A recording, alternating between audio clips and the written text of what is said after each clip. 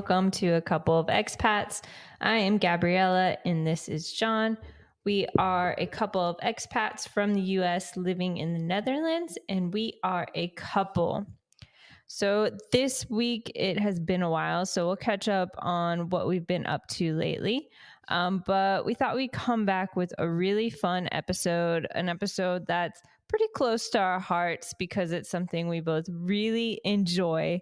So this week we are going to share our favorite ice cream spots in Amsterdam, and we'll share some of our favorite ones from London as well. So if you're an ice cream fan, just like us, this episode is 100% for you.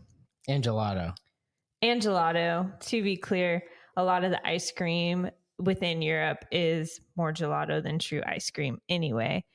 But let's just begin with a little catch up on what we've been up to. John's had a little bit more of an interesting month than myself. So I'll kick it over to you. And why don't you tell everyone what's been up? So it's been a little bit of time, but it was good. I went back to Massachusetts, was able to see some friends and kind of visit with some people that I hadn't seen in a while, which was awesome. Went to a really cool brewery with some friends in the middle of nowhere, but apparently this place was a hop farm and provided hops with a lot of brewers in the area, and then they finally just started making their own beer. So that was really cool. Went to Vermont, hadn't been there in a while. Went there for a family reunion, saw people I hadn't seen for a while, which was cool, and met up with a ex-coworker from Sonos, which was cool. He's starting his own made in New England apparel company, which is really exciting. So yeah, that was really cool. And then, I went to Mallorca for a little while. That was really cool. Stayed in Santany in Mallorca. I've been there before with Gabriella. Very quiet little town, but with good restaurants and stuff like that. Apparently there's like this holistic retreat there. And they are known for their like cooking and all that good stuff. So they're, all the dishes that you have at the resort, you can get in their cookbook that they have for sale at the resort. So it was really cool, really good. Really wish I had more time there because there's just so much to see every time I go there, and so much good weather and good food and great swimming spots. And a couple of days it was a little bit of rain, so it was like the beaches were completely empty. But highly suggest, if you guys are looking for like a nice place to kind of go to Europe, get some nice sun, good food, good ocean temperature, Mallorca is definitely a place to go. And it's they have one direct flight from the US that's from Newark, New Jersey to Palma, Mallorca direct. So that's a option for those of you who are interested. So nice. So some fun travels. It's fun to go back to places you've been before, and explore it when you already kind of are a little bit more grounded. So if anyone's fortunate enough to go to a cool place and then go back to it, usually the second time around is a lot more exciting, and you're just able to fit more in. Some other things on my end, life's been a little uneventful. But we have had the last 2 days off, and we were able to do some travel within the Netherlands. We're trying to make an effort to do a little bit more on weekends and explore new places. So we did stop in 2 towns in like the middle of the Netherlands, so south of Amsterdam. First one was, I pronounce it Gouda, but it's Gouda. Yeah. Like Gouda cheese. So where Gouda cheese is actually made, it's named after the town, or the town is named after the cheese. Unclear which one comes first, but I'm going to go ahead and say the town is named after the cheese. So Gouda, really cute town. Very, very small. It was a Monday and things were closed on Mondays. So we didn't actually do too much. But one thing I really want to do to go back to is on Thursday mornings, primarily in the summer, a little bit into the spring, they have their cheese auction. So it's a tradition they used to do back in the day. They no longer auction off the cheese, but they kind of reenact what a cheese auction used to look like. And they roll like these huge cheese wheels through the center of the town. And I guess people bid on them. I'm not really sure, but definitely 100% a tourist attraction. But if you love cheese, Gouda is for you. That just brings me back to She's the Man for any of my friends who are watching this, straight up out of She's the Man. But yeah, we tasted so much cheese. My stomach hurt of cheese, but it was so delicious. And if you like cheese, go to Gouda. But the other cool place we went and we both really, really enjoyed was Delft, which is famous for the Delft pottery work. Yeah, you're looking at me weird, but yeah. Yeah, I don't. That's what they're known porcelain, for. Or porcelain. Right? Sorry, I don't know my clay very well, or whatever you call it. But anyway, it's known for like the traditional blue and white porcelain. But it's also an adorable little town. It's actually a college town, which I didn't realize there's a university there. So you see a lot of college kids around there, but it is so picturesque. Things are so old. There's so much history there. And it's a little bit more of a larger town. So there's just more surface area to walk through. So it's easy to spend the whole day there. And it's positioned right in between Den Haag, The Hague, and Rotterdam. So you're between two more major cities within like 20 minutes, if that, more like 15 minutes in either direction. So there's just endless things to do. And we really enjoyed it. Good food, good views, good scenes, beautiful canals, plenty of museums. What was your favorite thing about Delft or Gouda? Gouda was pretty cool. It would have been nice to see like the market, but I know we just didn't come on a Thursday. But Delft was really cool. I thought so it's like a big university city, but like in the middle of the town square, there was like all these organizations like kind of recruiting like college kids. So there's a Frisbee club. There was the water polo club. That was cool to see. I thought also interesting. I didn't know that Vermeer, he lived pretty much in Delft his entire life and is actually buried in one of the churches in Europe. A lot of cathedrals, the floor is not just floor, it's like tombs, so like caskets, and then there's like a big stone over that. So that's what the floor is. So he's in one of those. Same with the royal family of Oranje. So like a lot of people like know that the Dutch people wear orange, but it's actually not just a play on words. I think back in the day it was like House of Oranje. And I think which actually orange in Dutch. Yeah, but I think Oranje originated from like a French colony. But long story short, anyways, like a lot of the royalty is buried in one of the churches in Delft. That was very interesting. And then in Gouda, I think the cathedral is really cool. It's like the longest cathedral or something in the Netherlands, which was really cool. But the interesting piece was like a lot of the stained glass is from like the 1500s there, and people are like, yeah, that's impossible.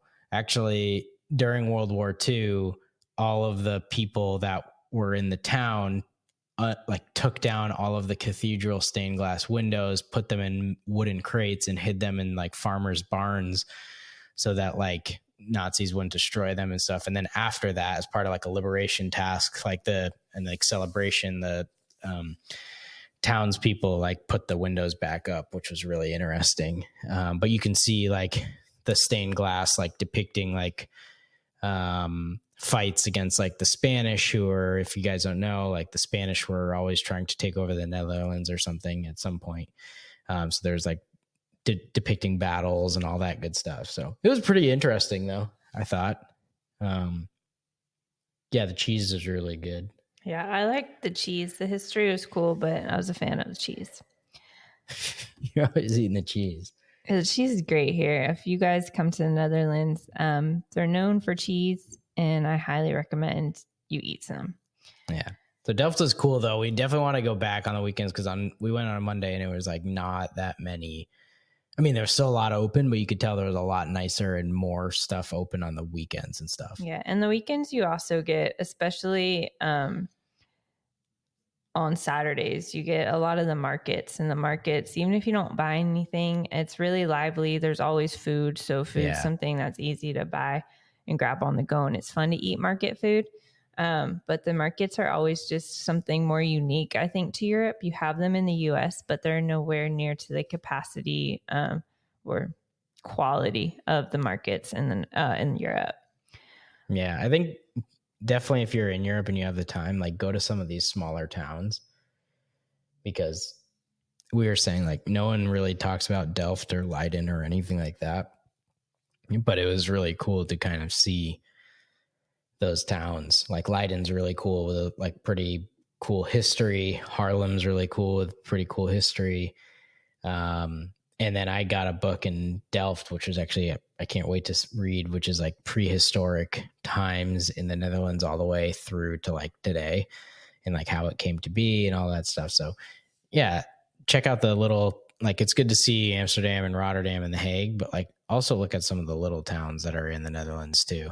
Yeah, absolutely. And all these places are really accessible via train. You can pretty much take the train anywhere in the Netherlands, and even into Germany and Belgium. So check out your train routes and get yourself to these small towns. I think we both thought that Delft was very underrated. We never really heard anyone talk about it beyond the like traditional blue porcelain. And we were so pleasantly surprised, and we're definitely excited to go back.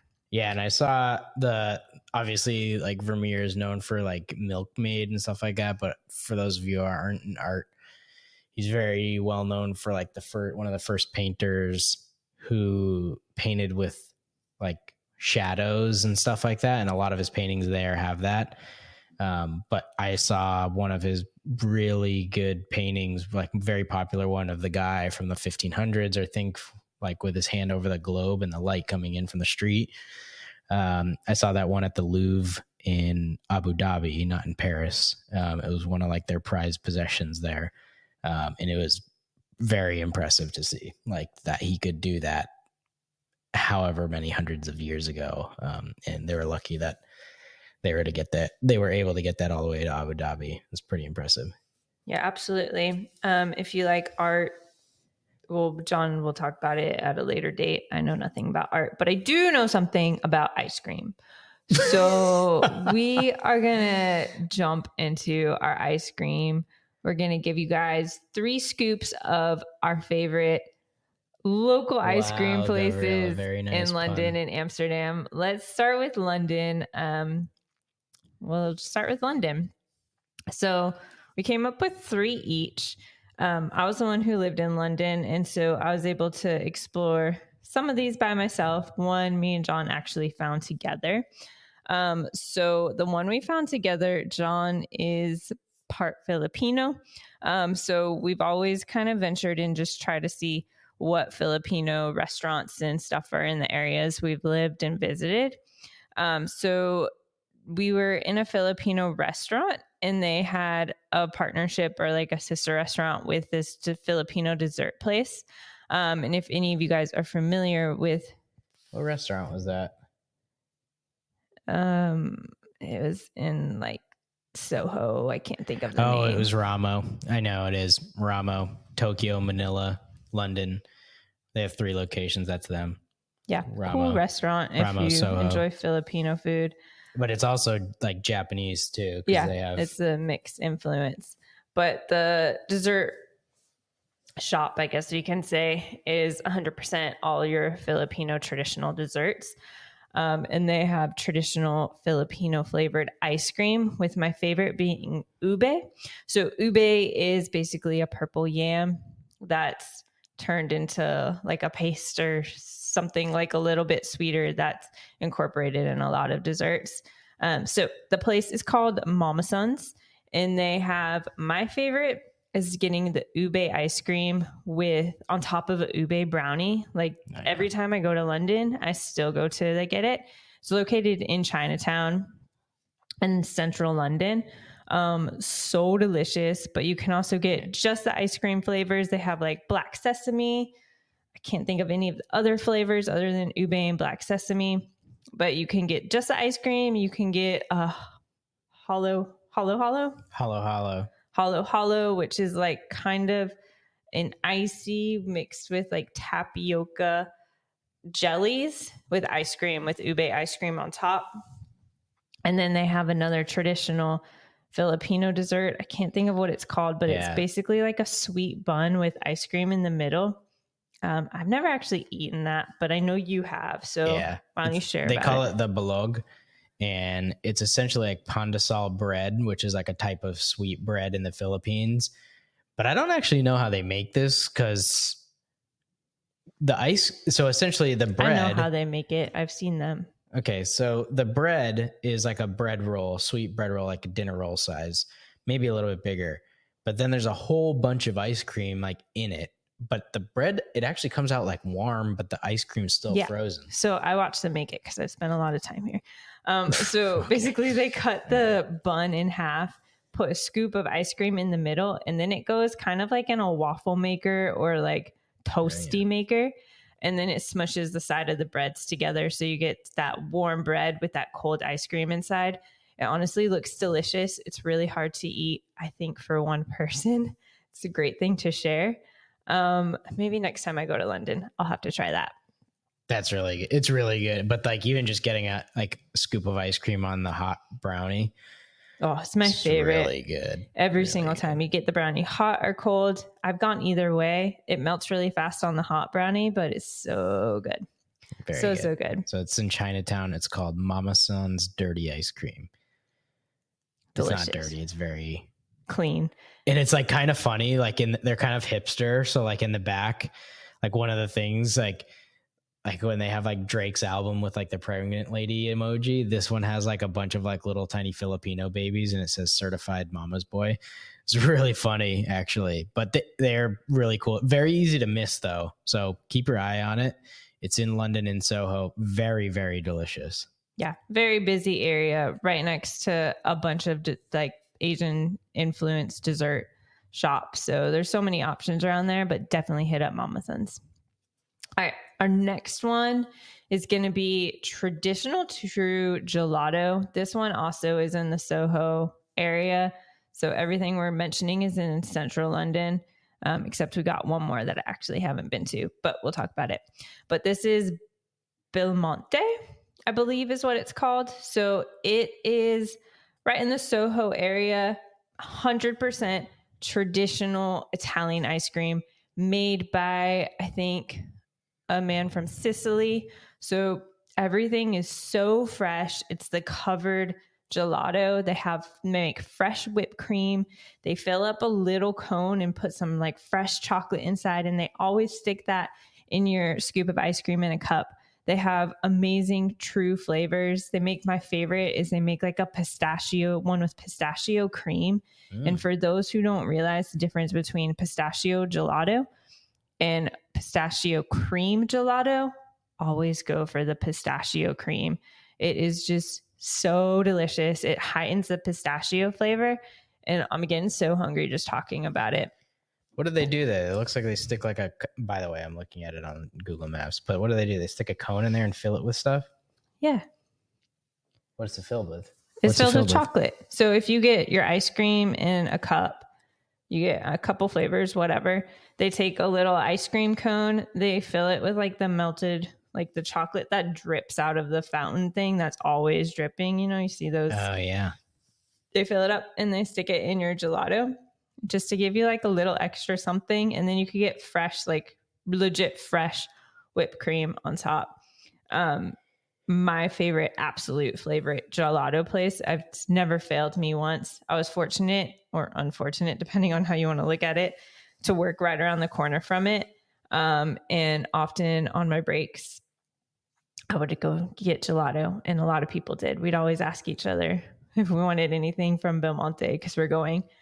Small little place, no seating or anything, but 100% would recommend this place if you just want really, really good classic gelato. They have like a couple fun flavors. Like sometimes you'll get a fig and ricotta type thing. They have traditional flavors, but they also have a lot of rotating flavors based on the season. Very cool. Yeah. You've been there. I'm pretty sure I took you there. I think times. I have. I'm sure I have. I know you have. But John doesn't he's not a fan of lines, and there's probably long lines. So I don't like lines. We probably bailed 1 or 2 times. Yeah. Very cool. And then numero 3. Yeah. Of London. So I've never actually been to this place. It's a pop-up that's popped up for the last 3 or 4 summers. And it is called the Ice Cream Project. I think it's popped up in the same location. So it's in Angel, which is Angel's Islington region in London. So it's just north of central London, kind of. And they have crazy ice cream flavors. So if y'all are not familiar, in London, one of the traditional foods they eat, especially with the English breakfast, is baked beans. Specifically Heinz, the brand Heinz makes their canned baked beans. So they make crazy flavors like baked bean flavors, Heinz baked Very beans. Interesting. I've never tried it. Always wanted to. I think it's one of those places, I don't know how good it is, but it's like a hot place to go and something just fun and different. Some of the other flavors. I see Kikkoman soy sauce. I was just about to say that one. And ketchup. Heinz ketchup. They'll take your packaged goods, your more well-known packaged goods, and just turn it into ice cream. So really fun place. Again, it's a pop-up, usually in the summer. So I can't guarantee that it will be there all the time. But if you happen to be in London in the summer, go check it out. Interesting. Ice Cream Project. I don't know how it works. I know they sell everything by the pint. I'm guessing they sell individual scoops. But whatever, if you're on holiday, go get yourself a freaking pint and 2 spoons and knock it out. That's so it's called the Ice Cream Project by Anya Hindmarch. Yeah. Very interesting. Yeah. It was always on my list. I never made it. Yeah. I think also in London, 2 honorable mentions are Grom. I always thought that was a good go-to, very quick and easy. I know it's a chain. I get it. But that's very tasty. And then that Darlish place was very tasty. Darlish is cool. It's closed. It's no longer exists. But it was actually, I think, Iranian ice cream, I believe. Was that Iranian? I have no idea. I don't know. He doesn't know. But it's good though. It was, they had really cool flavors, a lot of saffron stuff. Oh yeah. Yeah, it was very different. It closed a couple years ago, but it was a fun, cool place to stop. But there's still locations. I just looked it up on Google. Really? Yeah. Oh. It was very tasty. I thought it was really good. Oh, I think there is a location, but it's outside London. I think they relocated because I think we might have gone, I want to say Richmond. Is that where it's showing up? Oh, it might be. So if you have any Ted Lasso fans listening to this podcast, Richmond is the football club that Ted Lasso coached. Super cute town. It's actually based out of a real town right outside west of London. Really cute anyway. That's you can do cool. Whole little Ted Lasso history tour. But adorable little town as well. I think it was. This one's actually near Spitalfields. Oh, never mind. You can also go into East London. You know what? Why don't you just Google it, and it's probably going to change location. So, but those are honorable mentions. So I think those were good. But honestly, it gets so hot in London, you need to sometimes find these places that have good ice cream, because otherwise you're going to end up at a place that's Amarino or something like that, and then there is a lot of bad ice cream, and I think you'll find that anywhere pretty much outside of Italy. There's not your traditional American ice cream, which ironically, when I go back to the US, I can't eat American ice cream. It just is too sweet. I don't like the consistency. I become really snobby in that way. I'm pretty much an ice cream snob and want my ingredients fresh out of Italy now. Otherwise, I don't want it. It's crazy. And I used to eat any ice cream, but now I'm very selective. Wow. Yeah, so if you take me out for ice cream, know your shit basically before you recommend a place for me. Wow. Too harsh. All right. Wow. Well, on that note, why don't we just move to Amsterdam? Because you did almost a year ago. Yeah, I'm coming up on my 1-year anniversary. John you're almost probably at your 3-year anniversary to the date. I want to say it's August 29th. Yeah, that's crazy. So happy anniversary to us, not on our relationship, but to our relationship to Europe. Not bad. Yeah. 1 year in Amsterdam for me, 3 for you in Amsterdam. That's crazy. 2 years away from being eligible for permanent residency for you. That is the big celebration. If we make it that far, we're going to have a whole celebratory episode. And maybe we'll even invite you guys to join in, and we'll have all our favorite ice cream places sponsor it. Yeah, that'd be sweet. Yeah. Yeah. All right. So do you want to share? Go ahead and share some of our favorite Amsterdam spots. So I think the one that we just like always are is a go-to because it's just there's multiple locations, easy access. There's one very close to our apartment, and then there's another one near the zoo, Artis. That's near, but no one knows how to pronounce this unless you're Dutch. But I think it's Ijscuypje. Ijscuypje. I've always pronounced it Ijscuypje because John always pronounced it like that, and he's better at Dutch in pronunciation than I am. So I just went with John's Ijscuypje. I think it is, which I think pretty much translates to ice cream. Ice cream cup in Dutch. Okay, so it's Ijscuypje. Ijscuypje. Ijscuypje. Ijscuypje. Ijscuypje. All right. Well, Ijscuypje. you guys aren't going to be able to pronounce it either, so why we keep playing it? Yeah. So anyway, there's a bunch of Oh, sorry, I stole his heat. Go on, my bad. No, it's fine. It's cool. Like some of the more popular places have like pretty good, like interesting flavors. Like one was like almond cookies one day. Another one was like banana, like sorbet. They also have sorbet, but they also have just like other random flavors that are just very tasty. Like they have like strawberry cheesecake or something like that. And it's very, very tasty. I also appreciate that. A lot of times they'll have like Dutch influenced flavors. So you'll see like Biscoff or stroopwafel, or speculoos is also going to be kind of, it is Biscoff, speculoos. Just brand Biscoff, name. I think is Belgian, but speculoos is the Benelux area. Yes. Yeah. It's just brand name. Ijscuypje, you won't find them in the winter. They turn into Bart's, which is like the hats and gloves place.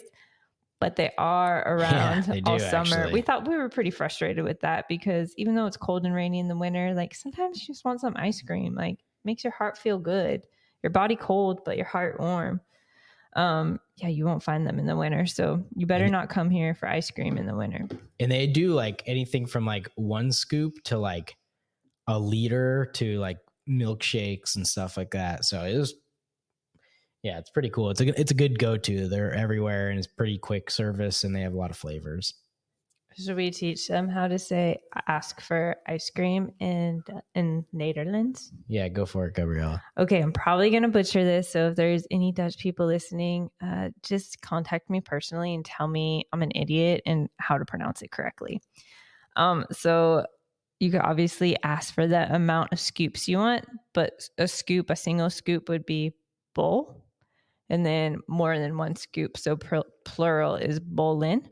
So ik heeft, like I have een bowl. Like I have 1 scoop.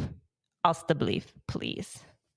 So I'm guessing, I don't know. I was like thinking about it when I was standing in line looking at the flavors. And I was like, I'm going to order this in Dutch. Like I was really hyped up and I was so excited. And then I got up there and I got too nervous and just said it in English. And so I'm going to work on that. Hopefully that's the correct pronunciation. And maybe now I gave you the confidence to do it yourself, even though I don't know if that's exactly the correct way to order it. But the words are correct. That I can confirm. Yeah. So Ijscuypje, standard. It's everywhere. You'll see it all over the city. When I say everywhere, I mean there's like 5 locations. So it's scattered throughout the city. No. There's way more than in 5 Amsterdam. locations. Yeah, 100%. There's right. 2 just within like 10 minutes of our house. Yeah, but I feel like I've only seen 4 or 5. No. There's like one in Roken. There's one in Central Station. Oh, I didn't count that one. There's 5. Yeah, there's the one over in the container, the one by Artis. The one near Anne Frank. Yeah, there are a lot. They're so really we good. literally just counted 5. So we're going to go ahead and say 5. But we recommend you also venture away from that. And there's 2 really good places. One in the Jordan. Go for it. I don't think this is actually technically in the Jordan. Near the Jordan? Or maybe it is. Either way, it's like 5 minutes away from Central Station. You're heading towards Vester Park on Haarlemmerstraat, and it's called Jordino. And it's actually very interesting because they're primarily a chocolate shop, and they make Chocolaterie. and they like make like very interesting chocolates. Like we went there like a month ago, and it was like, what did they have? Like herring. Fancy. They had like herring shaped chocolate on like the plate that you get. So it basically looked like herring. But it was all chocolate. But it was all white chocolate. It's pretty cool. It was really cool. So they make like very fancy chocolate, a bunch of truffles, different types of things. You should actually go there for their chocolate too. Yeah. But then they also have pretty good ice cream, especially I love their cones. They have chocolate dip cones with like varieties of sprinkles and things like that on top. So if you go, definitely get it on a cone, because honestly, I think the cone might be my favorite part. The ice cream's just like the topping, literally. Because they'll have like a waffle cone, but then like dipped in chocolate, then like dipped in chocolate sprinkles. Yeah, like literally what I just said. Yeah. But really cool place, cool area too, in or near the Jordan, unclear. We'll get back to you on that. But one of the more like cute, exciting places to explore, cute shops. It's near the Anne Frank house, so you'll get like a lot of tourists that go through there. And really close to Vester Park, which if you do visit Amsterdam, exploring the parks, they're really nice. There's usually things happening through the parks. They're really well maintained. And I actually would recommend not skipping the parks. Yeah, they're just fun. Yeah, I found this place like April 2022. It was like chaos in the city. It was like the first King's Day in 3 years. So everybody was just like out celebrating like crazy. And I was like, I just need to find like a quiet place and street that didn't have celebrations. And it happened to be Haarlemmerstraat. And I was like, oh, this place is open. And so I just went in, and it was very, very tasty. And I was like, oh, I got to bookmark this place on Google Maps. So yeah, that's how I found it. We're no way sponsored by Google Maps, but we definitely recommend. We should actually create a Google Maps like restaurant in Amsterdam locator that we share with y'all. So it could be like little tour guides. But if you're not already saving places and creating little folders in Google Maps of places you want to travel in certain cities, 100% recommend it. It will make your trip a little bit easier to navigate. And it's also fun if you walk by a place, you just mark it down, and then you can easily go back to it. Yeah, definitely. All right. Now the third place, we found this probably in the fall, I think. Numero uno, the best. If you come to Amsterdam, go to this place. Yeah. And they're expanding, and it's getting dangerous now because there's a location closer to us. And they're on Uber Eats now, which is even crazier. Which means they deliver. Oh, yeah. Man. So this place is called Miuz, Miuz, and it's all very fresh ingredients. Like when you go in, it's like, this vanilla bean was produced in Madagascar. These pistachios come from Sicily. It feels like very organic. And they also always have a lot of rotating flavors based off what's fresh and what they have. All of their fruits, like their fruity flavors, a lot of the fruits they like mention the actual farms they come from within the Netherlands. So like looking at the menus, like Gianduja, it's like made with hazelnut from Piedmont, Italy, and dark chocolate. Nocciola, made with hazelnut from Piedmont. Cioccolato al latte, made with dark chocolate from Virunga, Congo DR. Pistachio from DOP, Sicily. Just like all very, very fresh ingredients, all DOP, all straight out of like single origin, very high quality. What does DOP mean? That's like the belt. I'm pretty sure that's like the belt line where these things are like made. Like you'll see it on like DOP olives and stuff like that. But so one thing I will say, it's a little on the more expensive side, and they do popsicles and like ice cream bars and stuff like that. The one that's actually near the Heineken Experience down near, what is that? Weiselgracht. So it's actually really close to the Heineken Experience, but they just put in a refrigerator with like their popsicles and like dessert dishes like tiramisu and stuff like that. But I just, a small is what, like €5.50, I think. I honestly don't even look. I just enjoy the ice cream. It's so good. I recommend at least a medium because there's been multiple times I've ordered a small and completely regret it because I just want more. Yeah, it's really good. It's so good. You can get like up to 3 flavors in a cup if you get a medium. You can try. I actually don't know if you could try the flavors, but you can try the flavors. I've never actually had a bad flavor there. And I've been adventurous. The matcha is like... Yeah, my absolute favorite, the matcha. Matcha is becoming really big, and I feel like a lot of ice cream places are doing it. Whenever I try matcha in other places, it just does not hit the same, and I think it's absolutely disgusting. This matcha is like actually green, like super green. Like you could tell they use a lot of matcha in it, and matcha's not cheap either. Made with premium matcha from Kyoto Prefecture, Japan. Like that's like what I mean. Like these, classic fior di latte with a sauce of Amarino cherries from Cantiano, Italy. Like every single type of flavor has like just like sorbetto di limone made with lemons from Amalfi Coast, Ijscuypje, Italy. Like all of these things are just like straight up legit ingredients, like no processed stuff or anything. Like basically bottom line is get your butt to Miuz. I still don't know how to pronounce it, but I know exactly where it is. And I can easily get there. Yeah. It's good that they deliver. And when they make the takeaway stuff, like for the bigger ones, I just got 1,000 milliliter, 2 of them.